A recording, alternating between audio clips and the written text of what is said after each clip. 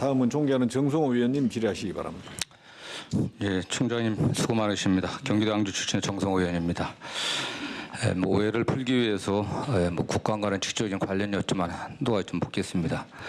총장님 그 민변 민주사회 위한 변호사 모임이라고 하는 단체 알고 계시죠? 네. 이게 1988년도에 창립됐습니다. 그 당시는 잘 아시겠지만 전두환 정권의 마지막 시기였고요. 그 당시 우리 법조계에서도 민주주의가 침해되고 국민의 기본적 인권이 박탈당한 그런 상황에서 다수의 법조인들이 침묵하고 있었습니다. 법원이나 검찰도 권력의 신여라는 평가를 받으면서 제 역할을 못했다고 하는 게 그 당시 국민들의 심정이었습니다. 그런 상황에서 민주주의 회복과 국민의 기본적 인권을 보호하기 위해서 젊은 변호사의 주축에서 만든 단체입니다. 이 민변이 반국가 단체로 판결 받았습니까? 그런 얘기 들어봤어요? 아니 저는 아니 그냥 답변만 하세요. 그러니까 민변이 반국가 단체입니까? 이적 단체입니까? 아니, 그렇지 않죠. 그렇지 않습니다. 민변을 창립한 조영래 변호사님을 제가 개인적으로 굉장히 존경하고 그렇습니다. 있습니다. 예, 어쨌든 민변은 반국가 단체도 아니고 이적 단체도 아니고 더구나 또 좌파 단체도 아닙니다. 물론 진보 보수를 이렇게 아주 그 획일적으로 또 단순화해서 평가할 때 진보적인 변호사 단체라는 평가를 받을 수 있겠지만 좌파 단체는 아니라고 저는 생각합니다. 저도 민변 회원을 한 30년 가까이 회원입니다. 민변이 일관되게 우리 법조에 대해서는 법관의 독립, 재판의 독립을 주장했고 검찰의 정치적 중립, 수사의 독립 일관되게 주장해왔습니다. 그들이 일관되게 써왔기 때문에 그래도 뒤에 계신 분들이 정책 간섭에 조금이라도 좀 자유로워지는 겁니다. 우리 윤 총장께서 직접 경험했던 제가 그 아까 이철우 교수의 진술서 의견서도 좀 같이 말씀드렸지만 그 수많은 외압들 그야말로 노골적인 말로 표현할 수 없는 그런 보이지 않는 곳에서 있었던 정책 위압들이 서서히 사라져가지고 가고 있는 그런 겁니다. 사실은 법원도 마찬가지예요. 수사해보셔서 알겠지만은 양승태 그 코트의 이 사법행정권 남용 사건이라든가 또 지금 전직 대통령이 어떻게 퇴임됐습니까? 국민의힘에 의해 갖고 헌법 절차에 의해 갖고 탄핵을 통해서 그 탄핵 국회 의결 과정에서도 지금 야당 의원들 다수가 찬성했습니다. 다수의 그 당시 여당 의원도 찬성해서 국회 3분의 2 의결을 거쳐갖고 헌법재판소에서 탄핵됐던 겁니다. 그 과정에서 그야말로 국가 권력을 남용했던 최순실이라고 어떤 사인의 그런 어떤 국정농단이 드러났고 그게 탄핵의 주요 원인이 된 거 아니겠습니까? 그런 과정에서도 일관되게 민변이 주장한 게 사법부의 독립, 검찰 수사의 독립 이런 거 주장했던 겁니다. 여기까지 말씀드리고요. 저는 정치를 그렇게 오래 하지는 않았지만 초선 때도 법사에 있었고 또 법률 담당 부대표를 정당에서 한 2년 했었고 또 삼성이 됐고 왔을 때도 법사에 있었고 좀 다시 법사에 갔습니다. 일관되게 제가 그 과정에서 법률 담당 부대표도 하고 당의 수석 대변인도 하고 원내 수석 부대표도 했습니다. 다른 당직도 맡고 상임위원장도 2번 맡고 특위위원장도 맡았었습니다. 일관되게 정치를 사법화하는 행태, 정치적 사건을 국회에서 일어나는 사건을 검찰이나 법원에 보내는 게 정말 어리석습니다. 그리고 사법을 검찰을 법원을 정치에 예속시키는 시도는 절대 해서는 안 된다. 그런 논평내서는 안 된다. 저는 대변인이나 수석 때 일찍 그런 말 해본 적이 없습니다. 그러나 지금 작금의 국회 사태를 보면 제가 그게 부끄럽다는 겁니다. 국회의원들 끊임없이 국회에서 해야 될 일을 검찰에 떠넘기고 법원에 떠넘기기 현실이에요. 그런 면에서 총장이 엄정하게 중립적인 의지를 갖고 있다고 믿고요. 얘기를 안 하려고 했지만 제가 도저히 얘기를 안 할 수가 없습니다. 이 국회 선진화법 위반 사건에서 빨리 벗어나야 됩니다. 수사에 알아서들 하시겠지만 이 국회 선진화법도요. 기억을 좀 되살려 주면은 2012년도 5월달 18대 국회 마지막에 그 당시 여당의 당대표였던 박근혜 전 대통령의 결단으로 그 당시 야당의 김주표 대표의 결단으로 그게 합의해 갖고 통과된 겁니다. 그래서 19대 때는 단 한 번의 몸싸움이 없었어요. 20대 와갖고 이 처음 벌어진 사건입니다. 저는 이게 엄정하게 처리돼야 그래야 국회가 정상화됩니다. 이게 그야말로 국회에서 일어난 사건이 어떻게 하다 보니까 검찰까지 떠밀렸습니다. 이거 지지부진할까 안 돼요. 정기국회가 12월 9일 날 끝납니다. 지금 국정감사뿐만 아니라 정기국회 회기 중에 다음 주부터 예산심사들하고 법안심사 들어가는데 국회의원들 소환하기 불가능할 겁니다. 이제 12월 딱 들어가면 전체 국회가 예산 국면이 돼갖고 여야 간에 굉장한 어떤 줄다리기가 있을 거예요.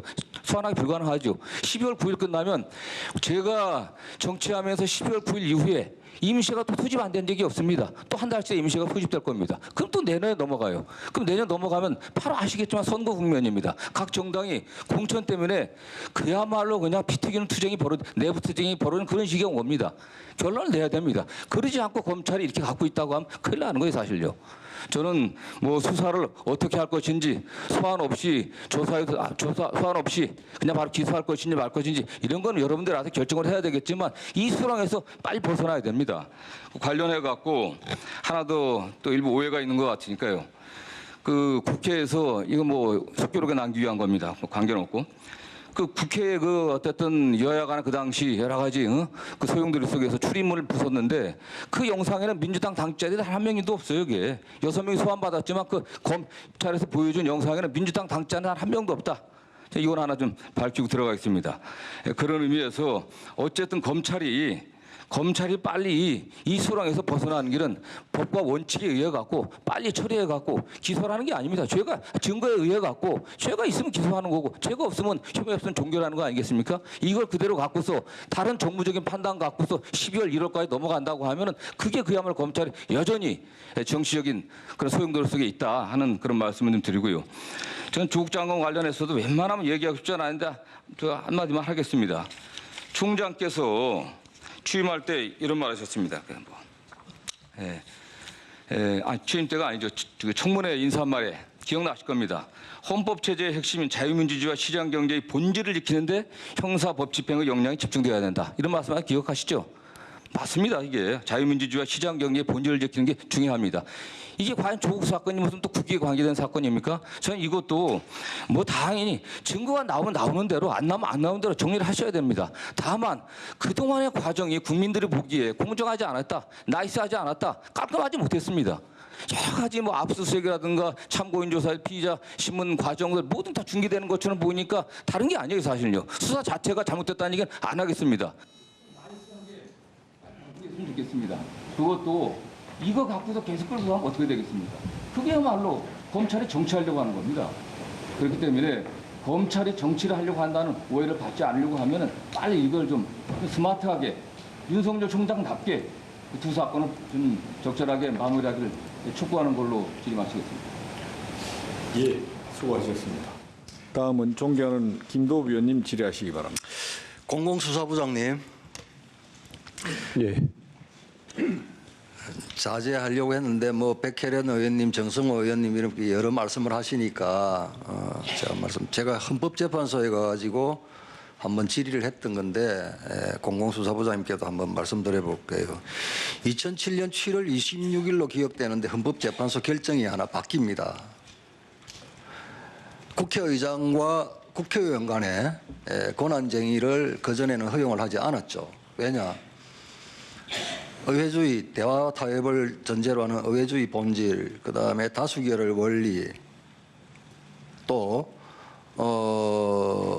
정치를 사법에 의존하는 경향을 우려해서 허용하지 않다가 국회의장과 국회의원 간의 권한쟁의 심판을 허용하는 2007년 7월 26일 결정내가 있습니다. 지금 뭐 엄벌을 하라고 백혜련 의원님께서 강변을 하셨는데 법과 원칙대로 수사하십시오. 다만 그날은 의회주의에 있어서 가장 대원칙 중에 하나인 다수결의 원리를 불법 사보임으로 인해서 인위적으로 만든 거예요. 거기에 저항해서 국민들께 알리기 위해서 저희들은 평화적으로 저항하는 과정에 있었다. 그 위에 거는 공공수사부장님과 총장님께서 수사하시면서 법과 원칙대로 잘 알아서 하십시오. 총장님, 네. 대검 감찰본부장 협의 언제 끝났습니까? 법무부하고? 협의를 한 사실은 없고요. 예. 법무부에서 공모 절차를 통해서 선정을 하니까 그게 언제쯤입니까? 모르겠습니다. 진행되는 과정을 모르고 최근에 통보를 받았습니다. 근데 참 문재인 정부의 이 꼼수 이제 놀랍지도 않습니다. 지난 월요일 15일 날 우리가 법무부 국감을 했거든요. 근데 어제 한동수, 우리법연구회 출신이죠. 한동수를 대검 감찰본부장으로 임명한다고 보도자료를 내요. 그리고 오늘 대검 국감입니다. 그런데 한동수를 내일 임명한다는 거예요. 법무부 국감 전에 이게 알려지면 법무부 또 차관을 상대로 또 저희들이 왜 편향된 인사를 하느냐고 따졌을 겁니다. 그리고 오늘 이 자리에 한동수 감찰본부장이 올 수 있는 상황이 되었다면 저희들이 또 따졌겠죠. 절묘하게 법무부 국감 다음 날 발표하고 대검 국감 다음 날 임명을 하는 거예요. 이제 놀랍지도 않습니다. 예. 지금 감찰본부장 공석인 게 지금 몇 달 됐죠, 지금? 한 석 달 됐죠? 제가 취임한 아마 그렇게 될 겁니다. 사표를 했으니까 한 3달 조금. 예, 그렇게 될 겁니다. 제가 공수처장 임명은 문재인 대통령 마음대로 할 수 있다라고 하니까 송기영 간사가 법 좀 보고 이야기하라. 이렇게 바로 반박을 했어요.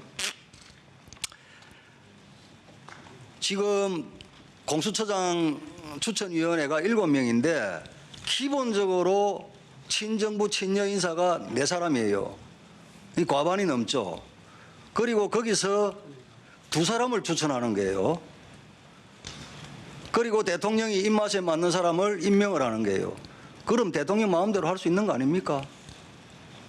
마치 법을 모르고 하는 것처럼. 이런 때 또 대통령이 정 2사람이 마음에 안 든다 추천을 했는데 임명 안 하면 어떻게 합니까? 또 절묘하게 만들어놨어요. 임명 안 하고 버티고 있으면 국회의장이 인사추천위원회 열자 라고 하면 또 여는 거예요. 열어가지고 거기서 한 명이 공수처장 새로 뽑자 라고 하면 또 되는 거예요. 그래서 마음대로 하자고 할 수밖에 없다. 그런 말씀을 드렸죠. 그래서 괴물이라는 겁니다. 예. 한쪽에서는 특수부 없애자고 그걸 검찰개혁이냐 부르짖고 또 한쪽에서는 괴물 같은 특수부를 하나 더 만들겠다고 하니 저 유재수 경제부시장 부산 경제부시장 사건 알고 계십니까? 동부지검에서 동부지검에 네, 있죠. 지금 처리하고 수사하고 있는 것으로 알고 있습니다. 유재수 금융위원회 당시 금융정책국장이 재직 시절에 뭐 자유학비, 출퇴근 회식, 뭐 해외 출장 시에 기업들로부터 차량 및 각종 편의 제공받았다, 항공권 등 금품 수수했다. 이런 내용이 첩보가 들어와 가지고 당시 특감반에서 이례적으로 한 달 이상 감찰을 합니다. 그런데 그 와중에 포렌직을 하죠. 아시다시피 포렌직은 민정수석의 승인이 없이는 안 됩니다. 포렌직을 했는데 결과가 나온 거예요. 그 결과를 보니 김경수 경남지사, 윤건영 정책실장입니까? 국정상황실장, 천경덕 총무비서관실의 인사담당 선임행정관, 이 사람들이요 각종 인사를 좌지우지하는 그런 텔레그램 문자가 뜬 거예요. 그래서 특감반에서 개통을 밟아서 보고를 하니까 묵살을 그러니까 덮으라고 한 거예요. 이게 민정수석이 지시하지 않으면 그렇게 될 수가 없다는 거예요. 그러니까 이인걸 특감반장이 당시에 본인도 붕괴를 하더라는 거예요. 특감반원들 다 모아놓고 덮으라고 한다. 그 말을 전달하면서 따라서 유재수의 비위에 대해서 수사가 돼야 되는 거예요. 기본적으로. 그리고 감찰 무마를 어디까지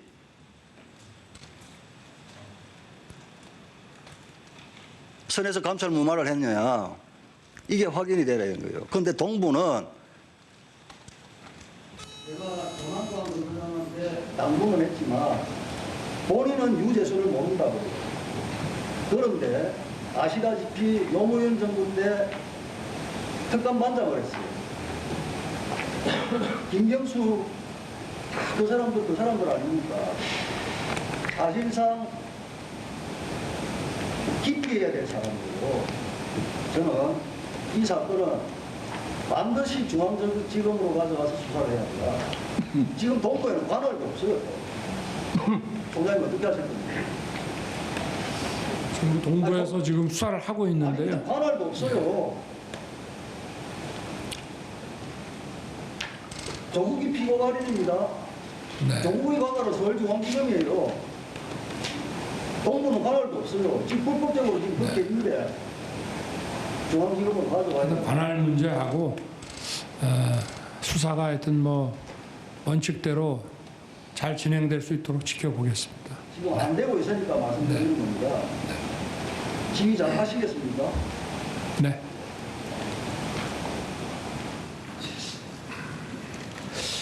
예, 수고하셨습니다.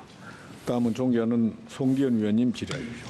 네, 우리 또 존경하는 김도욱 간사님이 또 설명하셔가지고 내가 하나만 짚고 넘어가겠습니다. 설명을 하겠습니다. 그게 우리 백현현 의원님만도 그렇고 권은희 의원님만도 그렇고 처장 2명을 추천을 하는데 국회에서 추천위원회에서 7명 추천위원회에서 5분의 4가 찬성을 해야 추천을 하게 돼 있습니다. 2명 다. 근데 7명이 5분의 4면 5.8명인가 그래가지고 6명이 돼야지만 되는 거예요. 그러니까 야당이 추천하는 2명 위원이 동의 안 하면 절대 못합니다. 그러니까 결국은 2명 추천하는 사람이 야당도 수긍할 수 있는 중립적인 사람이 될 수밖에 없는 구조다.